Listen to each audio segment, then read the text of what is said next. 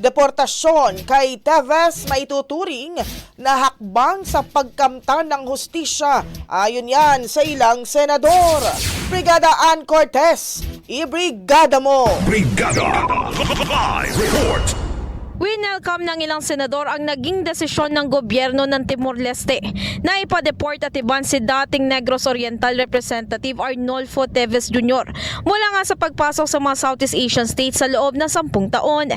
Ayon kay Senador Joel Villanueva, sa pamamagitan raw nito ay positibo siya na mabibigyan ng pagkakataon si Teves na kaharapin ng mga kaso laban sa kanya. Maliban pa roon, parehong naniniwala si Villanueva at maging si Senador Win Gatchalian na magsisilbing hakbang ito para makamtan ang hustisya na hinihingi ng pamilyang Degamo.